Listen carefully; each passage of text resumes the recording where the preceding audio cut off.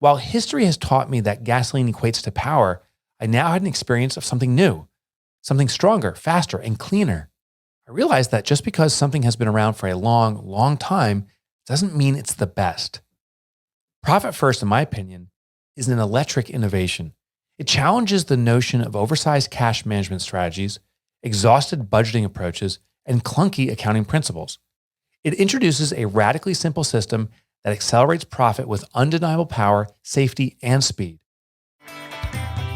While RJon was away, Team RJon came to play. Well, the cat's out of the bag now, folks, but we're still here bringing you our favorite and most importantly, actionable insights to RJon's newest book, Profit First for Lawyers. We're going to help you accelerate your law firm's growth so that you can experience more profit in every aspect of your life.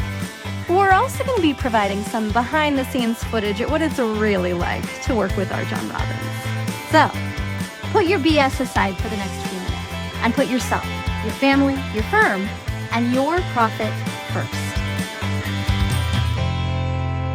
Welcome back to another episode of the Profit First for Lawyers podcast. We are 2 episodes from the end of the season here, folks, and today we have an amazing guest. Today we are talking to the author of Profit First and the co-founder of Profit First Professionals, Mike Michalowicz. I am so excited to show you this particular interview because Mike is a dynamic speaker. He really knows his stuff, and he is bringing some really actionable insights to this episode.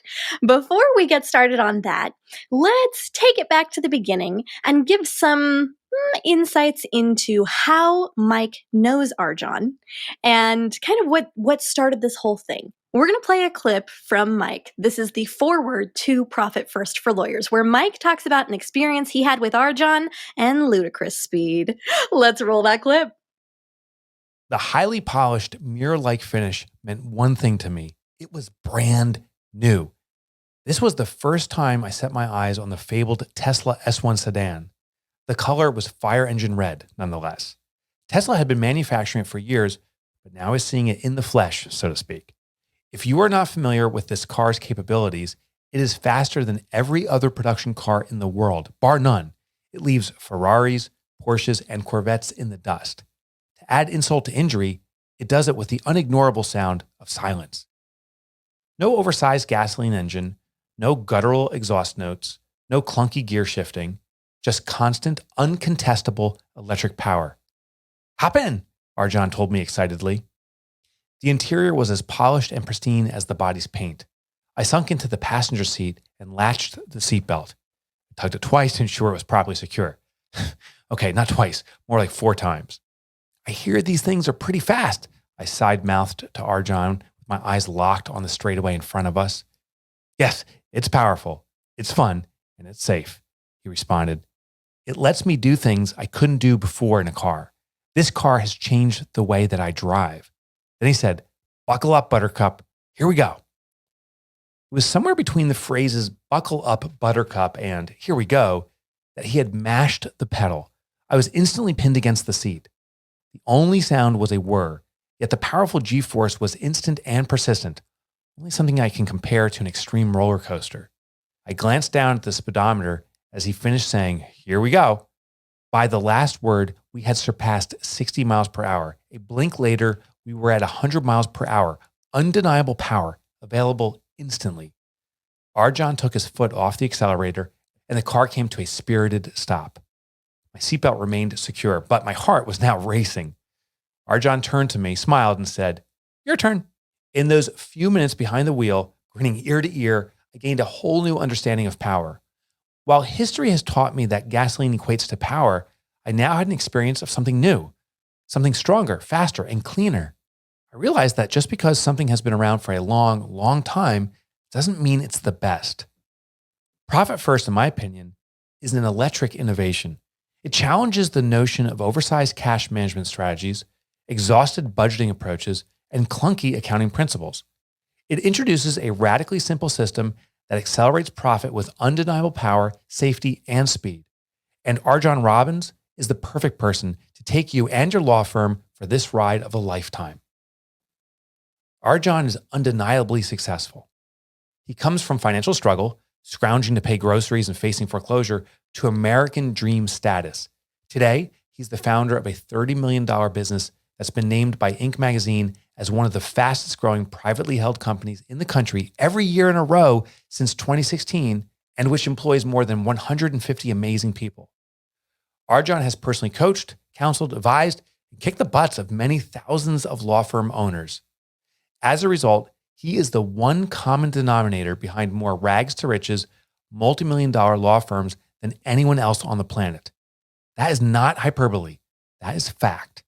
A lawyer himself, he is an active member of the Florida Bar and a certified Profit First professional. Amongst RJon's portfolio of companies serving entrepreneurial small law firm owners is a bookkeeping company called Small Law Firm Bookkeeping That Does Not Suck. Yes, that's really the name. As of this writing, Small Law Firm Bookkeeping That Does Not Suck is the largest and fastest growing bookkeeping business in the country, dedicated exclusively to the unique challenges faced by fast growing small law firms. And in his other business, How to Manage a Small Law Firm, RJon's team of small law firm management professionals helps manage nearly 1,000 of the fastest growing and most profitable law firms I thought I'd ever meet. In other words, RJon knows the business of law firms, and he knows how to make them permanently profitable. So you can leverage the lessons, strategies, and practical tactics he's about to share with you in the book, big time. But why reveal all he knows right in this book? Just like RJon's Tesla has forever changed his approach to driving and my appreciation of power, Profit First principles have changed the way he manages his business. And I've known RJon long enough to know that he believes in paying it forward. It's exactly what RJon is doing for you in Profit First for Lawyers. This book is your steering wheel to permanent profitability. So set the dial to ludicrous speed, grab the wheel, and hover your foot above the accelerator. Are you nervous or even a bit scared? Don't worry, RJon is riding shotgun with you. Buckle up, Buttercup. Here we go. Mash it down. Buckle up, Buttercup. Here we go. All right, folks, getting on Mike's calendar was not easy. So here together is an action-packed, content-packed, actionable, insight-packed interview from beginning to end. Turn your speakers way up. You are not going to want to miss this one. Here we go. Okay, so welcome to the show, Mike. I'm so happy to have you today. Carly, it's a joy to be with you. Thanks for having me. I am honestly flabbergasted that you agreed to do this today. I know we have you for a strict time limit, and I'm excited to just jump in. Let's get to some actionable insights. My very first question for you, of course, is going to be probably the easiest one. So Mike, for those of you who don't know, is the author of the original Profit First and the co-founder of Profit First Professionals. Mike, do you want to give a little bit of insight into your background, into your story? What impelled you to start Profit First, to create this? Yeah. So I've been a small business owner my entire adult life, ever since college, and I've gone through the trials and tribulations, Carly, of the high highs and the really deep lows. But my darkest moment was after building and selling some businesses. I thought I had it figured out. I didn't.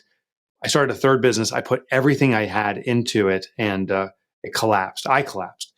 And I remember coming home to my family saying that we're done. I had to sell the house. It was the last asset we had.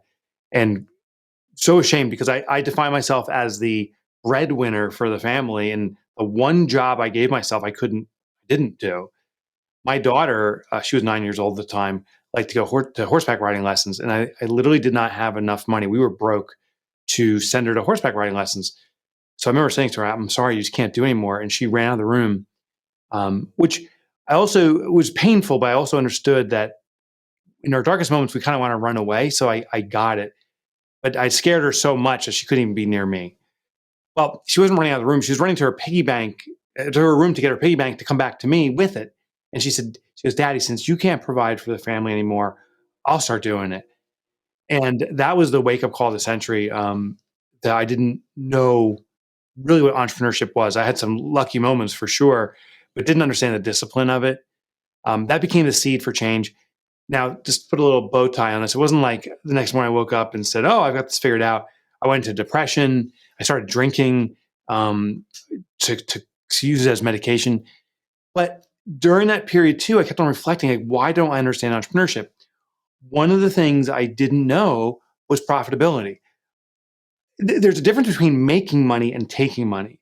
And I didn't understand the difference. I thought if you just keep on making more, you'll be successful. But no, there has to be this balance. I then read a study that 83% of small businesses, there's 350 million globally, 83% are surviving check by check. They know how to make, but they don't know how to take. So that's when I started to study what makes a business profitable. And I think I know now, for me at least, I found it. And what it is, it's the pay yourself first principle. We're told this in our personal finances, is that if you want to save for the future, every time you take your check, before you get the net check, take a percentage and put in your savings account or your 401k or some kind of retirement plan. I'm like, oh my gosh, this is a solution for business. Every time income comes in, first take your profit, hide it from the business. What's left over is left to operate the business. And it's transformed me. And now I'm happy to say we have over 800,000 companies that have deployed profit first and growing by the day. That's incredible. And that story about your daughter in the piggy bank always gets me in the feels. I've been re-listening to Profit First, the Oh, thank audiobook, you. which, by the way, is so fantastic. Like this book, for everybody listening, if you haven't listened to the audiobook, do it, because it is so entertaining. Thank you. It is the furthest thing from dry. But I cried the first time that you told that story, and I found myself again getting misty. It's such a touching story, and it resonated with me a lot too, because my parents were business owners. Mm. And I remember when I was really little, and I really had no concept actually at the time. They hid from us that Mm-hmm. they were really poor. And instead they would do things like, hey kids, tonight we're going to pretend to be pioneers. And they would pitch a tent in the living room and we'd huddle together around a lantern. And I didn't know at the time that it was because our gas got turned off or because our electricity got Mm-hmm. turned off because they couldn't Mm-hmm. pay the bills. At the time, as a 3, 4, 5-year old, when the kind of the biggest part of this was happening, I really had no concept of they have no choice. They were trying to make it fun, and they really did. Like, they made it fun. I had great memories of it, but Sure. I can't imagine being a parent now myself, how stressful and gut-wrenching that is to feel like you can't provide for your children. Yeah, it sounds like you have phenomenal parents that they were able to navigate that and protect their children. With business ownership, there's these peaks and valleys. The flip side is there's these high moments where we're like, oh, we're really nailing it. And I often thought, and I see this in other entrepreneurs too, is once you have that good day, you think this is the new standard, and our expectations then go with that standard. So what happens for myself and many entrepreneurs is new level of income comes in, a new level of lifestyle comes in, whatever that increment is. But the second the business drops, now we have to rewind our lifestyle, and we can't. And then these problems happen. I can't pay gas, and we start cutting these corners, and all these challenges happen. The problem over time of these peaks and valleys is it starts undermining the confidence of the entrepreneur. It becomes a depressed life because the question keeps on being, when's the next shoe going to drop? When is the next problem going to present itself? And it becomes a very fearful life. What I found is even in the early stages of someone implementing Profit First, even if they're just reserving a few dollars at the end of this first implementation, the first quarter, and they have a few dollars left over, there is an instant change in their perception. Many entrepreneurs say, well, my God, for the first time in my life, I have some money for myself. I know it's a few dollars, but I got something. And then the belief starts coming back. So Profit First is far from a get rich quick scheme. I don't believe those even really exist. What it is a get fiscally healthy quick scheme. It starts showing you the discipline, and quarter after quarter, things start improving. My favorite little story that comes out of Profit First is the emails I get. I get emails literally every hour, multiple an hour, from readers throughout the world who are doing Profit First. But my favorite, because this is so unexpected, I thought people would email me the most when it was time for their quarterly profit distribution, when they're taking profit for themselves. But that is not the most frequent email I get. It's actually when tax time comes. When tax time comes, I can't tell you how many people email me and say, oh my gosh, for the first time ever, my business has reserved my taxes because that's part of the Profit First system. I don't have to worry about my taxes. The biggest bill associated with operating a business is the tax bill. And it's the one we are least prepared for. So people are excited about that.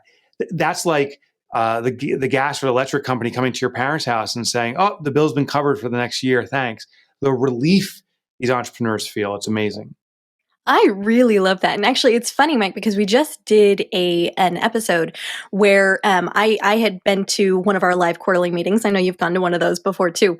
And I basically waylaid, I attacked people in line. I didn't attack them. I tackled them. I pulled them out of line and I said, "Hey, can I talk to you really quickly about Profit First?" And so interview after interview after interview. I mean, we had so much content. We had to like pare it down to this last episode where we were able to interview them, and what they were saying far and above was like the peace of mind that you get from these numbers, the quality of life even when you first start out, not only for my profits but also because it's really helping me allocate my time better, right? I can spend more time with my kids. I can be a little bit more intentional. I'm not as married to the business because I know that the business is profitable. Maslow's hierarchy of needs points to, in the foundational needs we have is physiological, to breathe air, drink water. The next level of needs is security and safety, which includes financial security. Many people skip that step. Many people say, I'm feeding myself. Let me now get that luxury car, but they haven't achieved financial security, and now they have this. They're debt laden and they're struggling. And you see this in business where we say, well, let me buy that equipment or get the nice office, and we justify by saying this will impress people when they come to my office. They'll see how successful I am, but they skip that financial security. So there's this constant murmur or this little kind of vibration that's going on in us of depression and anxiety. And if we let that sustain, it's really going to harm how we manage our business and our lives. I just returned from Australia literally a few days ago, and I was doing some presentations on Profit First, and I was at this one event, and this guy, at the end, they had a Q&A type thing. This guy stands up, and he says, "I just want you to know, Profit First has saved my marriage." And I was like, "What?" He goes, the business was struggling so much that we were fighting over paying the gas bill and things like this. And without that sense of security, it compromises relationships. There's that constant anxiety there. And once this fellow had implemented, and I think it was a husband and wife and they were business partners too, once they'd implemented Profit First, the next morning there was clear understanding of the path forward. The day after, the first dollar was saved. And after that, they started to modify the business to run within the true available operating expenses, sustain profit. And according to him, he said that the marriage improved. They could have conversations that were much more high level than the survival, paying the gas bill type of conversations. Oh, yeah. One of my favorite interviews from pulling somebody aside, he actually said the same thing. He and his wife both did the interview together. And this is Ron Pollock. For anybody who doesn't know, I'll link that particular episode in the show notes here. But he was talking about, it saved the marriage. And what I thought was really fun too, he said he was listening to the audiobook in his car and that the pieces just clicked for him. And he pulled over off the side of the road and called his bank right then and there and set up the accounts. And he didn't wait. And when I was listening through to the audiobook and I was like, oh, you were like, I don't care what you're doing. Do it right now. I think my favorite quote in the entire book, let me see if I can get it perfect here, right? But it was, perfection is the killer of all dreams. Just Oh, yeah. Yeah, it's funny. What's funny, I found, and I struggle with this myself, is once I had the system kind of documented, was to keep digging down to understand a little bit more and a little bit better and never taking action. And I realized months and months were going by and things weren't improving. I had a concept, and I was like, just get started. The interesting thing about the bank accounts, and this is, I would argue, the most critical thing to do, is Profit First must be done at the bank that you use. Some people say to me, oh, I can just track these different accounts on a spreadsheet. I can account for my profit, my spreadsheet. I can account for these different things on a spreadsheet or maybe their accounting system. But the reality is we already do that. If you have an accounting system, it is tracking your profit, so to speak, and it's tracking all these other things. The question is, how often do you go review that and make decisions based upon it? And the reality for most small business owners, and I define the small business owner the same way the SBA does, a company under $25 million in annual revenue. So that's bigger than my company. That's a lot of, that's a lot of small business out there.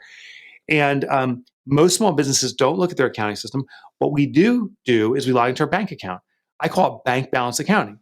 We log in. If we see that there's cash there, we'll say, oh, I have money to spend. If there's no cash there, panic ensues. We got to sell right now. So if that's where we're looking, we need to set up a behavioral intercept. What I mean by that is the accounts must be where our behavior naturally brings us. It intercepts what we're doing. And now we see money allocated to different purposes before we spend a dime. The tip I have here, I was able to transform my experience around exercise using a behavioral intercept. What I did was years and years ago, this is over a decade ago, I said, I got to work out regularly. It's so important for my health. So I'm gonna commit to working out in the mornings. I'd wake up, I'd go to the bathroom, make a cup of coffee, read through the news, and the day would get away from me and I'd miss another workout. But in that pattern, I noticed I always did the same things: wake up, bathroom, coffee. So I took my sneakers and put them on the toilet seat. The only way I could use the toilet was by grabbing my sneakers.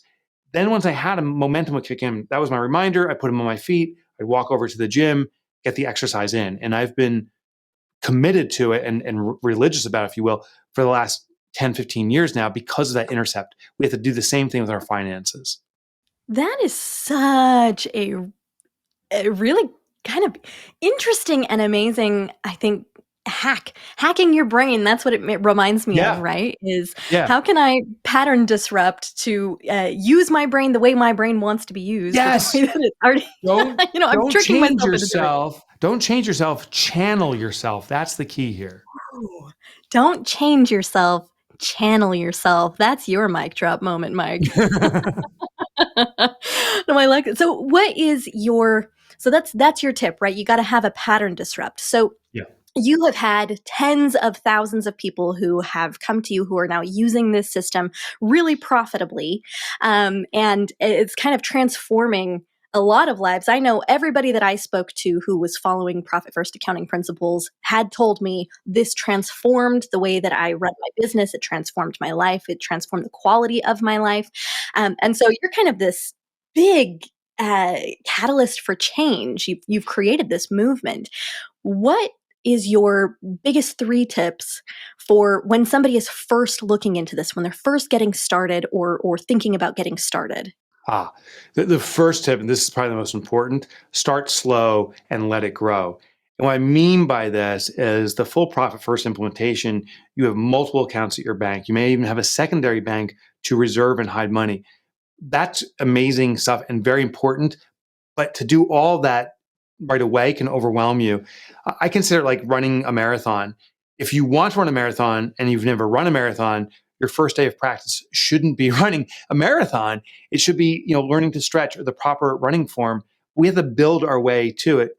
So with Profit First, the first thing we do is set up one account. If you do nothing else, just have one account in your bank, call it profit, allocate only 1% of your income when it comes in into profit, and you'll start getting the habit of this. Over time, that 1% will become 2 or 3, and you'll grow it, and you'll do the full deployment. So step 1 or tip 1, start slow and let it grow. Tip 2, I already said it, but it's so important. I'm going to drive this point home again, is it has to be where you naturally go, which is your bank. If you do this in a spreadsheet or you have it in some kind of QuickBooks system, or you have someone else do it for you in the beginning, you're not going to learn the habits. So initially, has to always be at your bank. You even manage it, or at least observe it initially. Then I'd hire a Profit First. I know your company even has a team of bookkeepers, professional bookkeepers, to help people with this process. Then bring in a professional to support you to make sure you stick with it. But make sure you're feeling it emotionally. I guess, and the third and final tip is to look at what the most successful businesses in your industry have ever done, what I call the fiscally elite, and realize that they simply set a high standard for themselves, but that can be the standard. I think what most businesses do, they say, well, the industry norm is, and they pick whatever that number is, and they say, I'll get to the norm. That's like telling your kid, I hope you do the average C in school. No, I hope you say to your child, I want you to be the best of yourself. Do what you love to do and be an ace at it. Well, hopefully in the work you're doing, you do what you feel called to do or you're passionate about. You need to be an ace fiscally at this. So look at what the best do and do that plus some. Now, that doesn't start on day 1. That's the marathon. We're going to build there, but set your targets high and you may surprise yourself and actually hit those. Oh, I love that. I think the tip number 3 kind of boils down to one of RJon's favorite things, which is fighting for your own full potential, you know? Yes. Fight for yourself, right? You get this one beautiful, glorious life. Don't you want to live it to the best of your possible abilities? Yeah, it's exactly right. And when it comes to your financial achievements, you can pick the standard you want to achieve.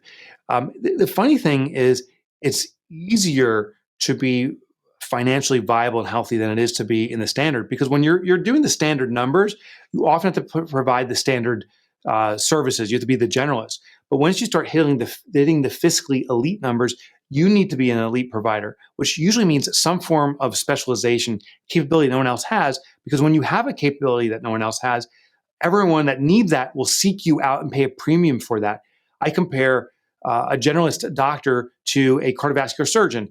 If someone has a special need that's life saving or life altering, they're going to skip over the GP, they're going to go to the specialist, and they're pretty price agnostic.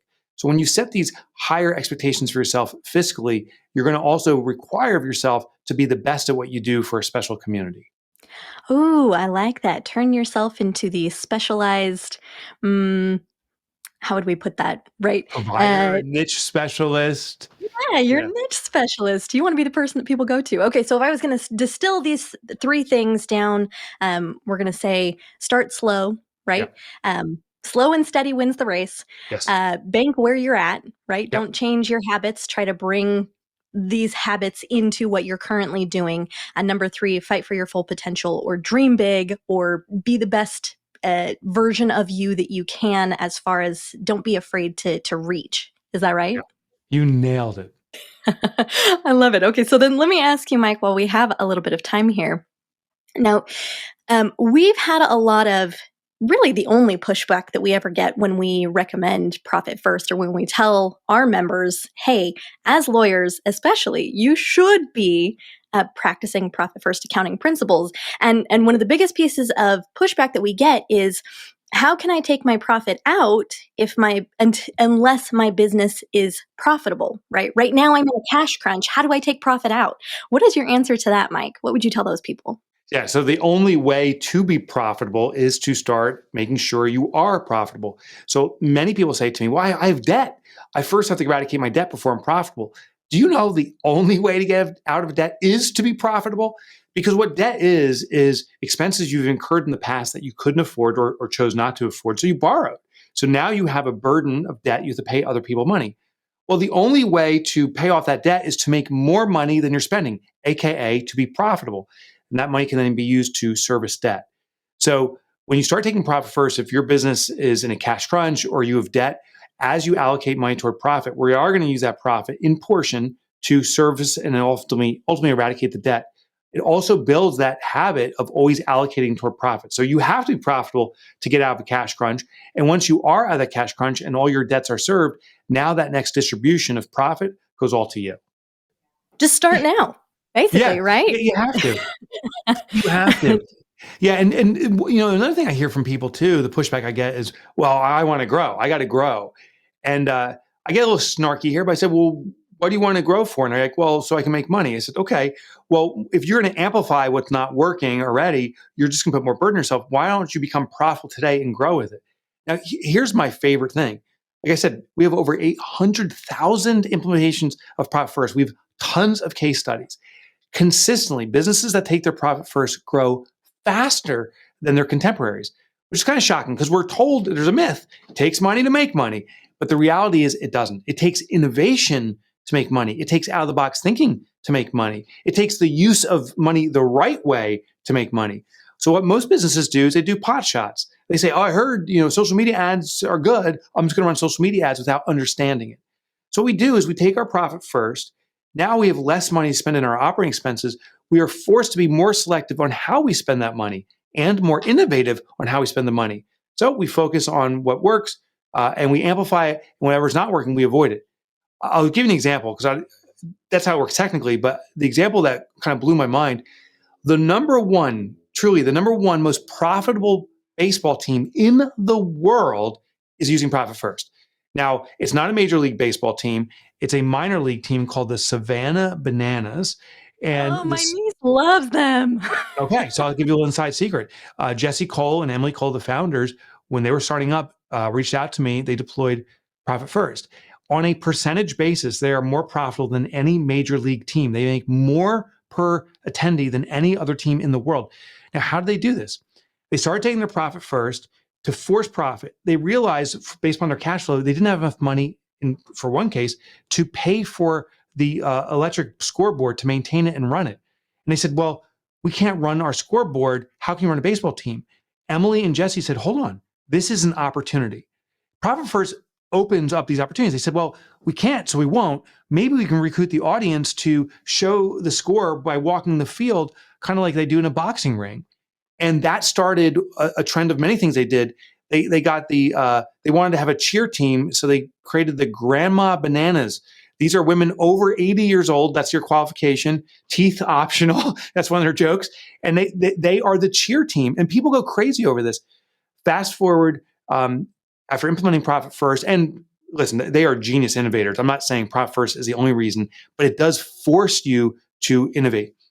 They are the most innovative team in the world. It is a show of shows. They have a sold out audience, I think, 7 years in a row, 7 seasons in a row. They've sold out every single game. When I mean sold out, actual attendance. No major league team has ever done that. 7 years, and they have the next 3 years booked out. They're traveling the globe now, doing the world tour of the Savannah Bananas.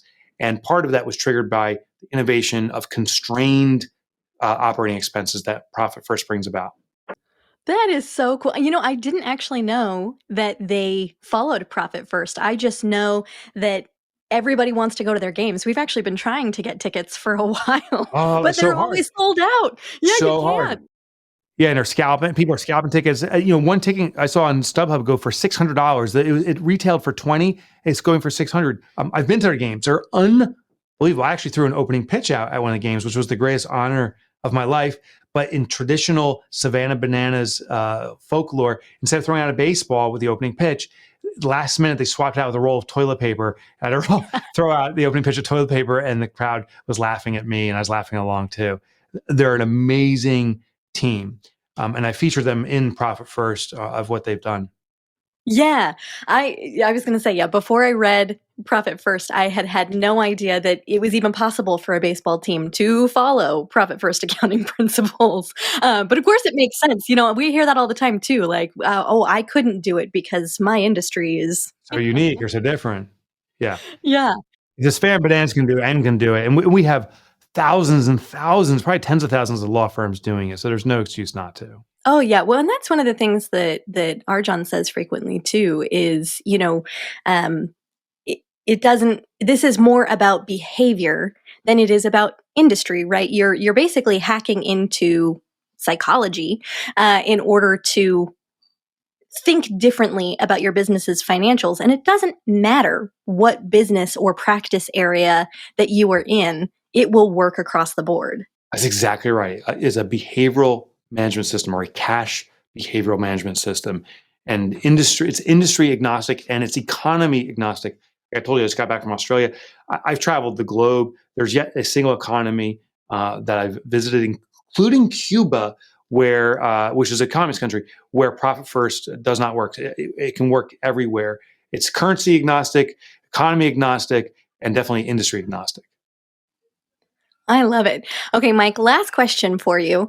If somebody wanted to reach out, if they want to learn more about this, how do they find you? What resources do you have that we can offer our listeners? Oh, thank you. So the website to go to is mine, which is, well, you can go to MikeMichalowicz.com. No one can spell it. So here's the shortcut. It's Mike Motorbike. It was a nickname from grade school. The only G-rated nickname I had, honestly. So MikeMotorbike.com. Profit First is there. I've written many business books. I used to write for the Wall Street Journal too. I consider myself a curator of ideas from some extraordinary people.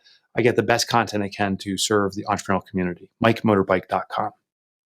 Love it. Thank you so, so much for being on today, Mike. I really appreciate your time. I've gotten a lot out of this episode, and I know that our listeners will too. It's been a joy. Thanks for having me. Okay, guys, if you want to know more about Mike, make sure that you head on over to mikemotorbike.com and take a look at all of the other options that he has out there. Mike, offline, I'd love to know some of the inappropriate nicknames you got in grade school. Very filthy words. You wouldn't be surprised, but yeah, I'm sure you can figure some of them out. That's amazing. Oh, God. Okay, guys, that's what we've got for you today, and we will see you next time. Thank you for joining us on another episode of Profit First for Lawyers. If you're enjoying what you're hearing, tell a friend. And buy your copy of the book at profitfirstforlawyers.com. Your future self will thank you for it. And we will see you next time.